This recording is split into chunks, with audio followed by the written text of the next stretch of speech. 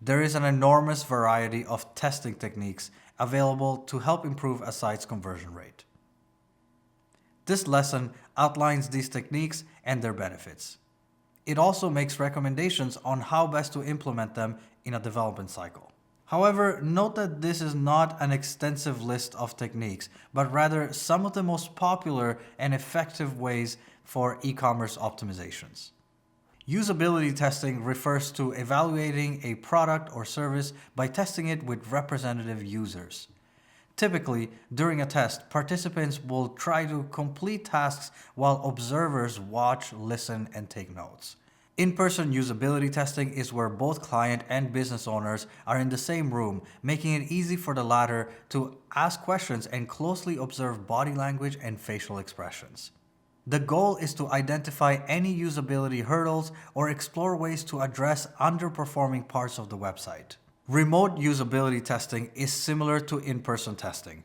The only difference is that the client and the researcher are not in the same room. Unfacilitated testing typically requires a client to complete one or more tasks. However, unlike its counterparts, it is not observed in real time. Instead, clients are typically given instructions about what tasks they should complete, and their sessions are recorded. Clients should also be encouraged to explain their actions and their thinking as they go. This helps to understand the motivation of their actions. The only downside would be that it does not allow clients to ask questions should they have them, or to help course correct if they misunderstand the task or instructions. Services such as user testing can be used to quickly carry out ad hoc tests. User testing will recruit users and have results back often under an hour. Usability benchmarking is similar to unfacilitated usability testing. However, it does differ in one crucial aspect.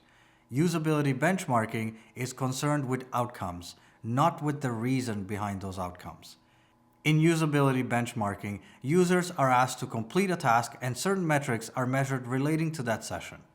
Metrics vary, but some typical ones include task success rate, or what performance of users are capable of completing critical tasks on the site, time to complete the task, or how long it takes the user to complete essential activities on the site, and error rate, or how often users make a mistake or are misled when trying to complete a task.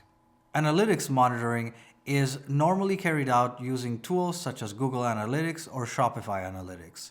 The quantitative data from these packages provide a range of insight that are primarily valuable for identifying areas of improvement within an e-commerce website. Like usability benchmarking, analytics don't help understand why there is a problem, but they can be invaluable for spotting potential issues that need addressing. Analytics can also provide insights into where in the conversion funnel a problem is occurring. For example, a decline in sales could be attributed to poor targeting of off-site advertising or drop-offs of credit card entry pages. Once the source of a problem has been identified, other techniques can be used to understand better how the problem can be fixed.